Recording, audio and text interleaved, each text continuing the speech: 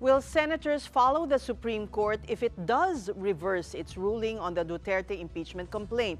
Let's ask one of the senators who voted to archive it. Welcome again to the Big Story, Senator Bato de la Rosa. Good evening, Tess, at sa ating mga taga-subaybay. Good evening.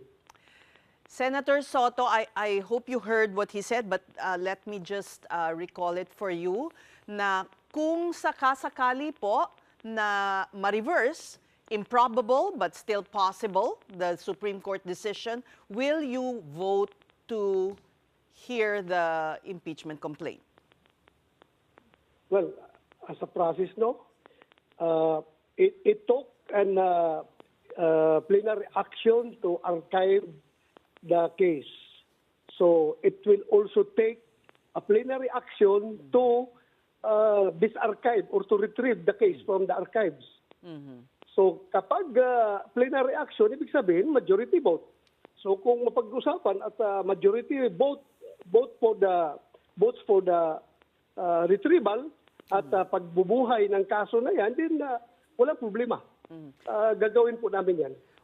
Pero para sa inyo, hindi dapat yung impeachment court but rather the Senate as a legislative body? Well, the Senate as a legislative body ang nag-archive. So, nararapat lamang na the Senate as the Senate will be the one to retrieve it from the archives.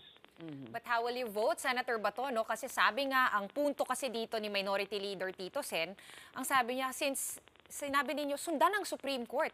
Meaning kung ni-reverse ng Supreme Court yung sarili niya, dapat sundan din yon. So will you vote to revive it kung mag-reverse ang Korte Suprema? Kapag nag-reverse ang Korte Suprema, sino ba ako na hindi susunod sa Korte Suprema? Di ba? Susunod ako. Walang problema. Kapag nag-reverse na decision ang Korte Suprema, susundin ko ang Korte Suprema. Kung nag-reverse, ha? Pero malabo mangyari yan dahil unanimous decision, in bank unanimous decision, 13-0. So do you think kalahati ng 13 pwede mag-reverse na kanilang decision? Ewan ko. Pero sige lang.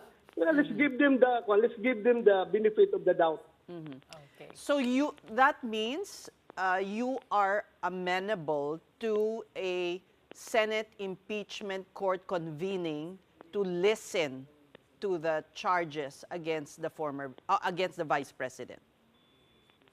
Kapag ni-reverse yung decision ng Supreme Court through the MR na ginawa ng House of Representatives. Wala problema. Kung ni-reverse nila, alangan naman, hindi ako susunod sa pag sinabi ng Supreme Court ngayon na immediately executory yung kanilang decision, sumunod kami. Immediately executory. Ngayon, kung i-reverse nila at sabihin nila, immediately executory yung kanilang pag-reverse, then gagawin natin yan. Wala problema. Susunod tayo. Nirespeto natin ang Supreme Court. Mahirap yung susunod lang tayo kapag gusto natin, tapos kapag hindi natin gusto, hindi tayo susunod. Okay. Hindi tayo lawmaker diyan, lawbreaker tayo diyan kapag ganoon tayo. The reason po we're asking is because you are against holding the trial. You have said it time and time again. So linilinaw lang po namin. Yeah, walang problema. At the end of the day, kung mabubuhay yan, it will boil down to voting pa rin. Magbubutuhan pa rin yan. Kaya let's respect ng decision ng impeachment court. We respect the decision of the Supreme Court, and also we hope that the people will respect the decision of the impeachment court once it will be reconvened and the trial will proceed and decision will be handed down. But Senator, were you satisfied? How would you assess the voting and the debates that happened last Wednesday? Itong pag-archive, is that a fair decision or para patas po no, sa lahat ng partido? Yes, na nagiging nagiging para bang we meet halfway. Kaya napa-agree yung minority dahil nga doon sa amendment ni Senator Alan Cayetano. Inamend niya yung motion ni Senator Marcolita because the original motion was motion to dismiss. Ngayon, pumalag yung minority. Ngayon, nag-offer ng middle solution si Senator Alan Cayetano by amending the motion into motion to archive. Kasi pag sinabing motion to archive, yes, patay.